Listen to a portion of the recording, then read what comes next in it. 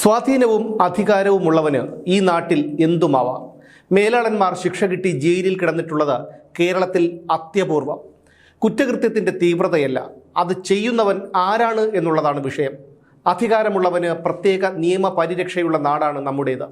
അതുകൊണ്ട് തന്നെ ശിക്ഷാ നിയമങ്ങളും ലോക്കപ്പ് മർദ്ദനങ്ങളും ജയിലുമൊക്കെ സാധാരണക്കാരനുള്ളതാണ്.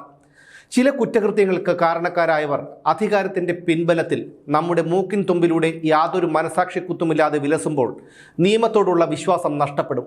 ഈ വ്യവസ്ഥിതിയോട് തന്നെ അറപ്പും പുച്ഛവും തോന്നിപ്പോകും. 7 കൊല്ലങ്ങൾക്ക് മുൻപ് തലസ്ഥാന നഗരത്തിൽ ഒരു വാഹനാപകടമുണ്ടായി. കൊല്ലപ്പെട്ടത് KM ബഷീർ എന്ന മാധ്യമ പ്രവർത്തകൻ. സിറാജ് പത്രത്തിൻ്റെ ബ്യൂറോ ചീഫായിരുന്നു ബഷീർ.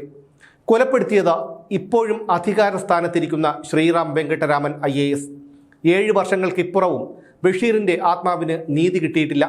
2019 ഓഗസ്റ്റ് 3 സമയം പുലർച്ചെ ഏകദേശം 1 മണി. വെള്ളയമ്പലം മ്യൂസിയം റോഡിൽ മ്യൂസിയം പോലീസ് സ്റ്റേഷന് വെളിപ്പാടകലെ വെച്ചാണ് ആ അപകടം നടക്കുന്നത്. ഒരു ഫോൺ കോൾ വന്നതുകൊണ്ട് ബൈക്കിൽ വരികയായിരുന്ന ആ ചെറുപ്പക്കാരൻ ബൈക്ക് റോഡിൻ്റെ വശത്തേക്ക് ഒതുക്കി നിർത്തി ഫോണിൽ സംസാരിക്കുകയായിരുന്നു. ആ സമയത്താണ് അമിത വേഗതയിൽ ചീറിപ്പാഞ്ഞു വന്ന ഒരു Volkswagen Vento car bike യാത്രക്കാരനായ ആ ചെറുപ്പക്കാരൻ്റെ മേലേക്ക് ഇടിച്ചു കയറിയത്. പിന്നീട് വിളക്ക് തൂണിലും മതിലിലുമായി ഇടിച്ചു നിന്നു. അപ്പോൾ സമയം പുലർച്ചെ 1 മണിയോട് അടുത്തിരുന്നു. അതുകൊണ്ട് തന്നെ റോഡിൽ ആളനക്കമില്ലായിരുന്നു. എങ്കിലും ഇടിയുടെ ശബ്ദം കേട്ട് തൊട്ടപ്പുറത്തുണ്ടായിരുന്ന ഓട്ടോ ഡ്രൈവർമാരായ ഷെഫീഖും മണിക്കുട്ടനുമൊക്കെ അങ്ങോട്ടേക്ക് ഓടിയെത്തി. മ്യൂസിയം പോലീസും അവിടെ എത്തി. ഓടിക്കൂടിയവർ കണ്ടത് ബൈക്കിൽ സഞ്ചരിച്ചിരുന്ന യുവാവ് ചോരയിൽ കുടിച്ചു കിടക്കുന്നതാണ്. കാറിൽ നിന്ന് പുറത്തിറങ്ങിയവർ ആ ചെറുപ്പക്കാരനെ കാറിലേക്ക് കയറ്റാൻ ശ്രമിച്ചെങ്കിലും കഴിഞ്ഞില്ല. യുവാവ് മദ്യലഹരിയിലാണ്. വന്ന പോലീസുകാർക്ക് കാറിലുണ്ടായിരുന്ന ചെറുപ്പക്കാരനെ മനസ്സിലായി, ശ്രീറാം വെങ്കട്ടരാമൻ IAS. ഇതിനിടയിൽ പോലീസ് ബൈക്ക് യാത്രക്കാരനായ ആ ചെറുപ്പക്കാരനെ തിരുവനന്തപുരം മെഡിക്കൽ കോളേജിലേക്ക് കൊണ്ടുപോയി. പക്ഷേ അപ്പോഴേക്കും ആ ചെറുപ്പക്കാരൻ മരണപ്പെട്ടിരുന്നു. ഇതിനിടയിൽ രംഗം വഷളാകുമെന്ന് കണ്ടതോടെ പോലീസ് ശ്രീറാം വെങ്കട്ടരാമനെ ജനറൽ ആശുപത്രിയിലേക്ക് കൊണ്ടുപോയി. എന്നാൽ രക്തസാമ്പിൾ ശേഖരിക്കാൻ അയാൾ സമ്മതിച്ചില്ല. അപ്പോഴേക്കും നേരം വെളുത്തിരുന്നു. ഇതിനകം ജനറൽ ആശുപത്രിയിൽ നിന്ന് ശ്രീറാം വെങ്കട്ടരാമനെ കിംസ് ആശുപത്രിയിലേക്ക് മാറ്റിയിരുന്നു. സ്ഥലകാല ബോധമില്ലാത്തതുപോലെയാണ് അയാൾ പെരുമാറിയത്. അപകടത്തിൻ്റെ ആഘാതത്തിലുണ്ടാകുന്ന ഒരുതരം ഓർമ്മക്കുറവ്, അതായത് റെട്രോഗ്രേഡ് അംനീഷ്യയാണ് തനിക്കെന്നായിരുന്നു ശ്രീറാം വെങ്കട്ടരാമൻ്റെ വാദം. ശ്രീറാമിൻ്റെ രക്തസാമ്പിൾ ശേഖരിച്ചപ്പോഴേക്കും 24 മണിക്കൂറോളമായിരുന്നു. സംഭവത്തെ തുടർന്ന് സസ്പെൻഡ് ചെയ്ത ശ്രീറാമിനെ 2020 മാർച്ചിൽ സർവീസിൽ തിരിച്ചെടുത്തു. കൊച്ചിയിലെ ഒരു ബ്രാഹ്മണ കുടുംബത്തിൽ ജനിച്ച ശ്രീറാം വെങ്കട്ടരാമൻ 2013 സിവിൽ സർവീസ് പരീക്ഷയിൽ 2ാം റാങ്ക് നേടി. അതിനു മുമ്പ് തന്നെ അദ്ദേഹം MBBS ബിരുദം കരസ്ഥമാക്കിയിരുന്നു. 2017 ദേവികുളം സബ് കളക്ടറായിരിക്കുമ്പോഴാണ് ശ്രീറാം വെങ്കട്ടരാമൻ്റെ പേര് കേരളം ശ്രദ്ധിക്കുന്നത്. മൂന്നാറിലെ അനധികൃത കയ്യേറ്റങ്ങൾ ഒഴിപ്പിക്കാൻ നടപടിയെടുത്ത ഉദ്യോഗസ്ഥനായിരുന്നു അദ്ദേഹം. അന്നത്തെ വൈദ്യുതി മന്ത്രിയായിരുന്ന MM മണിയുമായി കൊമ്പുകോർത്തതോടെ അദ്ദേഹത്തെ സ്ഥലം മാറ്റി. പിന്നീട് അദ്ദേഹം സർവീസിൽ നിന്ന് അവധിയെടുത്ത് US ഹാർവാർഡ് യൂണിവേഴ്സിറ്റിയിൽ പഠനത്തിനായി പോയി. 2019 കേരളത്തിലേക്ക് തിരിച്ചെത്തിയ ശ്രീറാമിനെ സർക്കാർ സർവേ വകുപ്പിൻ്റെ തലവനായി നിയമിച്ചു. പിറ്റേന്ന് സർവേ ഡയറക്ടറായി ചുമതലയേൽക്കാനിരിക്കുമ്പോഴായിരുന്നു അപകടമുണ്ടായത്. 2003 സിറാജ് പത്രത്തിൻ്റെ തിരൂർ പ്രാദേശിക ലേഖകനായിട്ടായിരുന്നു ബഷീറിൻ്റെ തുടക്കം. പിന്നീട് മലപ്പുറത്ത് സ്റ്റാഫ് റിപ്പോർട്ടറായി. അതിനുശേഷം തിരുവനന്തപുരം ബ്യൂറോയിൽ സ്റ്റാഫ് റിപ്പോർട്ടറായി ചേർന്ന ബഷീറിന് പിന്നീട് ബ്യൂറോ ചീഫായി സ്ഥാനക്കയറ്റം കിട്ടി. 2022 ഒക്ടോബറിൽ ശ്രീറാം വെങ്കട്ടരാമനും വഫ ഫിറോസിനുമെതിരെയുള്ള മനഃപൂർവ്വമുള്ള നരഹത്യാ കുറ്റം കോടതി ഒഴിവാക്കി. താൻ മദ്യപിച്ച് വാഹനമോടിച്ചിട്ടില്ലെന്നും അതുകൊണ്ട് തന്നെ തനിക്കെതിരെ ചുമത്തിയ നരഹത്യാ കുറ്റം നിലനിൽക്കില്ലെന്നും ബഷീറിനെ തനിക്ക് മുൻപരിചയമില്ലെന്നും അതുകൊണ്ട് തന്നെ കൊലപ്പെടുത്തിയെന്ന വാദം നിലനിൽക്കില്ല എന്നുമായിരുന്നു ശ്രീറാമിൻ്റെ വാദം. ശ്രീറാമിനോട് അമിത വേഗതയിൽ കാർ ഓടിക്കാൻ താൻ പറഞ്ഞിട്ടില്ലെന്ന് വഫയും കോടതിയിൽ പറഞ്ഞു. കേസിൽ ശ്രീറാം വെങ്കട്ടരാമൻ മാത്രമാണ് പ്രതി. മനഃപൂർവ്വമല്ലാത്ത നരഹത്യ, അപകടകരമായി വാഹനമോടിക്കൽ, മദ്യപിച്ച് വാഹനമോടിക്കൽ, തെളിവ് നശിപ്പിക്കൽ എന്നീ കുറ്റങ്ങളാണ് ഇപ്പോൾ പ്രതിക്കെതിരെയുള്ളത്.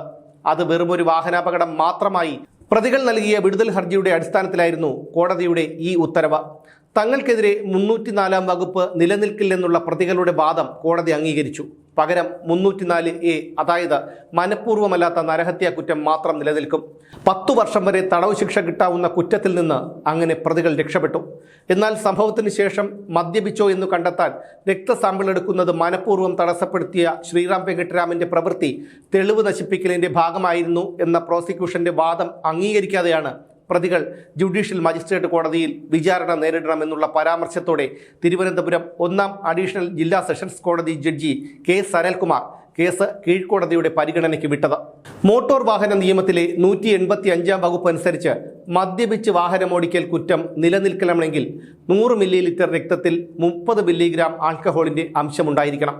പ്രോസിക്യൂഷൻ ഹാജരാക്കിയ 13ാം രേഖയായ കെമിക്കൽ അനാലിസിസ് റിപ്പോർട്ടിൽ പ്രതിയുടെ രക്തത്തിൽ ഈഥൈൽ ആൽക്കഹോൾ കണ്ടെത്തിയിട്ടില്ല എന്നത് കണക്കിലെടുത്താണ് മനഃപൂർവ്വമുള്ള നരഹത്യ ഒഴിവാക്കി മനഃപൂർവ്വമല്ലാത്ത നരഹത്യ ചുമത്താൻ കോടതി ഉത്തരവിട്ടത്.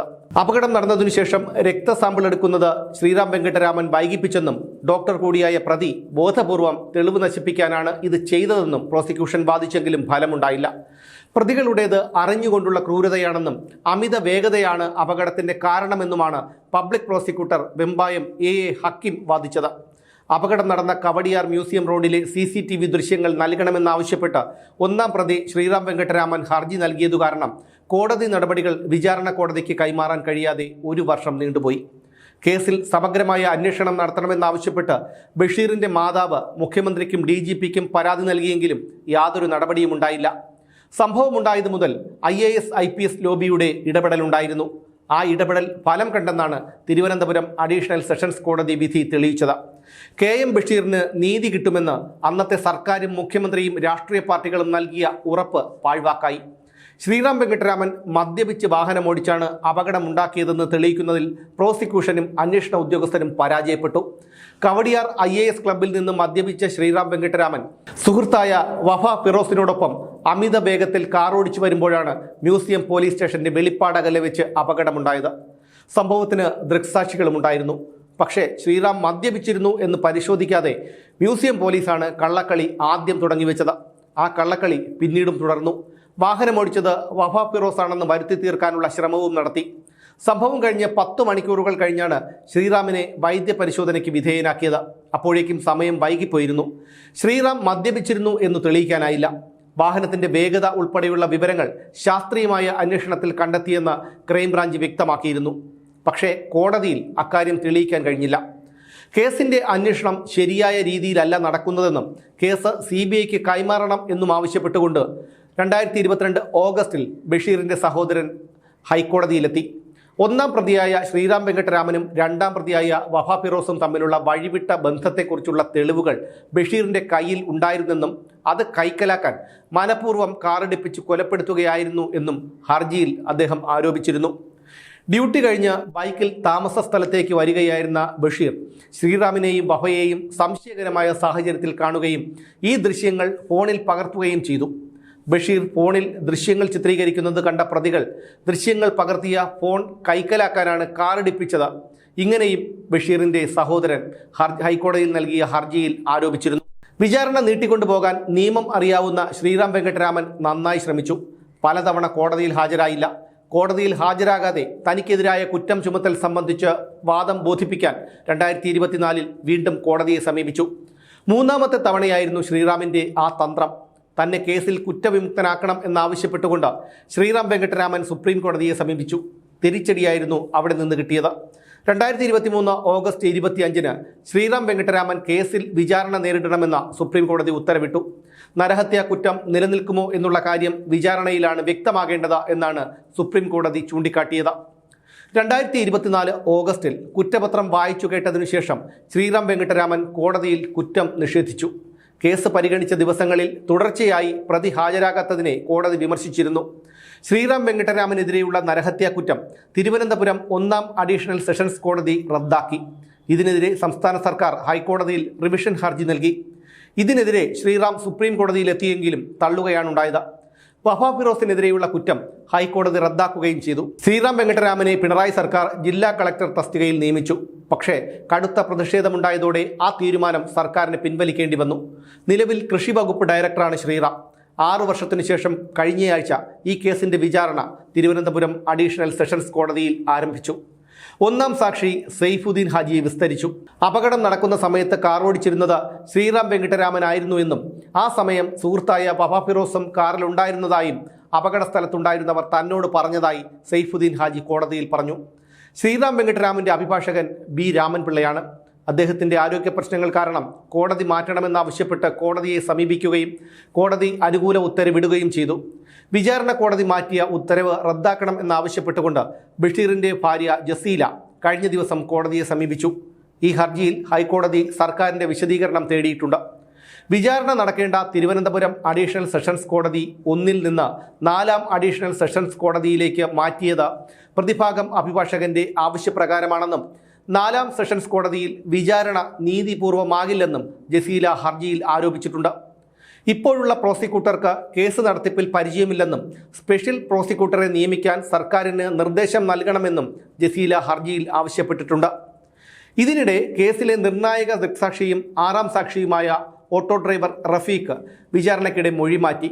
ബഷീറിനെ ഇടിച്ച കാർ ഓടിച്ചത് ആരാണെന്ന് അറിയില്ലെന്നും സംഭവം നടക്കുന്ന ദിവസം അപകടത്തിൽ പരിക്കേറ്റയാളെ ആംബുലൻസിൽ കയറ്റാൻ സഹായിച്ച ആൾ ഇപ്പോൾ പ്രതിക്കൂട്ടിൽ നിൽക്കുന്ന വ്യക്തിയെപ്പോലെ തോന്നുന്നു എന്നുമാണ് റഫീഖ് ഇന്നലെ കോടതിയിൽ മൊഴി നൽകിയത്. എന്നാൽ അമിത വേഗത്തിലെത്തിയ കാർ ബൈക്കിലിടിക്കുന്നത് കണ്ടെന്നും ഡ്രൈവിംഗ് സീറ്റിൽ നിന്ന് ഒരു പുരുഷനും ഇടതുവശത്തെ ഡോർ തുറന്ന് ഒരു സ്ത്രീയും ഇറങ്ങുന്നത് കണ്ടെന്നും പുരുഷൻ മദ്യപിച്ചിരുന്നു എന്നുമാണ് റഫീഖ് മുമ്പ് പോലീസിനും മജിസ്ട്രേറ്റിനും നൽകിയ മൊഴി. മരിച്ചയാൾ മാധ്യമപ്രവർത്തകനായ KM ബഷീറാണെന്നും കാറിൽ നിന്നിറങ്ങിയ ആൾ ശ്രീറാം വെങ്കിട്ടരാമനാണെന്നും പിറ്റേന്ന് മനസ്സിലായതായും ഷഫീഖ് മൊഴി നൽകിയിരുന്നു. എന്നാൽ മറ്റൊരു സാക്ഷിയായ ഓട്ടോ ഡ്രൈവർ മണികണ്ഠൻ താൻ അന്ന് നൽകിയ മൊഴിയിൽ കോടതിയിൽ ഉറച്ചു നിൽക്കുകയായിരുന്നു. ഇവിടെ ഗൗരവകരമായിട്ടുള്ള വിഷയം ശ്രീറാം വെങ്കിട്ടരാമൻ ഒരു സിവിൽ സർവീസ് ഉദ്യോഗസ്ഥനാണ് എന്നുള്ളതാണ്. മാത്രമല്ല അദ്ദേഹം ഒരു ഡോക്ടറും കൂടിയാണ്. ഒരു മനുഷ്യജീവന്റെ വില ഒരു ഡോക്ടർക്ക് നന്നായി അറിയാം. നിയമത്തിലും പരിജ്ഞാനമുള്ളയാളാണ് ശ്രീറാം വെങ്കിട്ടരാമൻ. യാദൃച്ഛികമായിട്ടുള്ള അപകടം ആർക്കുമുണ്ടാകാം. പക്ഷേ മദ്യപിച്ച് വാഹനമോടിച്ച് അപകടമുണ്ടാക്കി ഒരാളെ കൊലപ്പെടുത്തുന്നതിനെ എങ്ങനെ ന്യായീകരിക്കാൻ കഴിയും? അതും ഒരു സിവിൽ സർവീസ് ഉദ്യോഗസ്ഥൻ. മനഃപൂർവ്വമുള്ള നരഹത്യ എന്ന വകുപ്പ് ഒഴിവാക്കിയപ്പോൾ തന്നെ ഈ കേസിന്റെ വിധി എന്താണെന്ന് നമുക്ക് ഊഹിക്കാവുന്നതേയുള്ളൂ. എങ്കിലും വിധി എന്താണെന്നറിയാനായി കാത്തിരിക്കാം.